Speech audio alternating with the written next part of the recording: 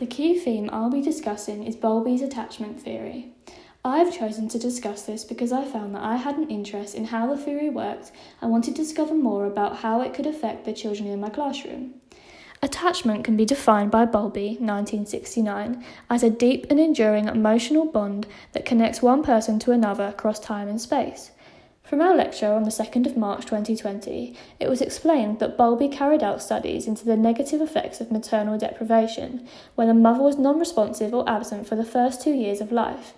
He believed that there is an innate need for the children to develop a close relationship with one main figure, and when this doesn't occur, there are negative consequences such as depression, aggression, and delinquency.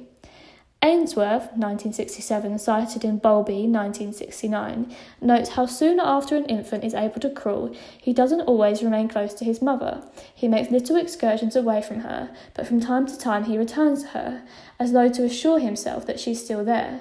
This confident exploration is ended if either of two conditions occur. A, the child is frightened or hurt, or B, the mother moves away.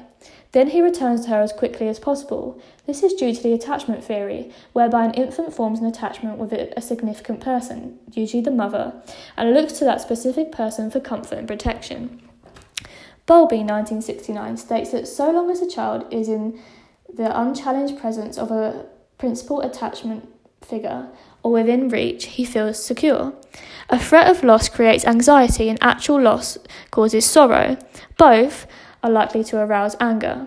The attachment theory is evident, especially in primary schools, when the children first enter nursery. On their first day, the child is likely to cling to their caregiver until the moment they leave, and are likely to be distressed for the first few minutes or even for a prolonged period of time after they leave due to the explained theories of anxiety when they feel that they have lost their attachment figure and as a result feel less secure in the new environment. However, the effects of the attachment theory and the subsequent negative consequences involved when the primary attachment hasn't taken place can cause disturbances throughout the primary system and in later life. The attachment theory was also previously explored by Harlow, 1958. He carried out experiments on monkeys in early life and discovered that it was a sensitive response and security that caregivers provide that was important as opposed to the provision of food. This was proven as orphan monkeys were given the option of two surrogate mothers, one made of wire providing milk and one made of cloth not providing milk, and they chose the cloth monkey for comfort over the food provider. This increased my awareness as to just how vital the initial attachment in an infant's life is, as the monkey chose to die just to feel the comfort of the caregiver, making me increasingly aware of the importance in our children to receive this comfort from birth, and that any attachment-related issues should be taken seriously by teachers in the classroom.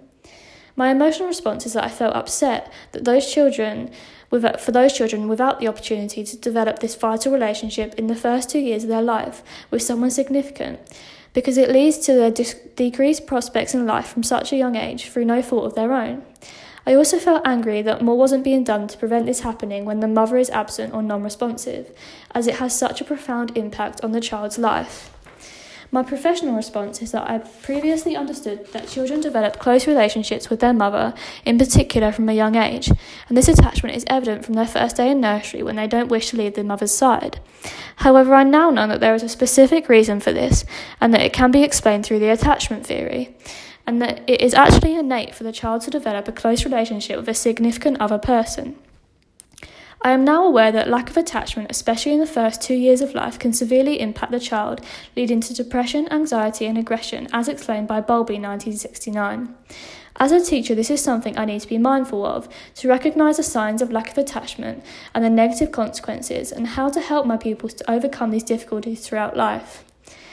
The impact on children's learning can be detrimental when the child is unable to form an attachment with the primary attachment figure from an early age, as the consequences previously discussed can lead to inattention within lessons, disruptive tendencies such as calling out and getting out of their seat, and increased aggression, which all lead to an increased difficulty building up a knowledge base and processing new information.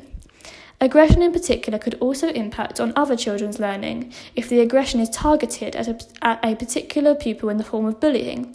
It could cause their motivation for learning to decrease and potentially deter them from wanting to come to school to learn. According to Burgine and Burgine, 2009, there are two main ways in which the principles of the attachment theory can be applied to schools. First, to the teacher-pupil relationship, where the student feels comfortable to seek help from the teacher. And second, to the functioning of the school as a whole, creating a sense of security and inclusivity. They claim that the attachment of a pupil to parents and teachers influences school success.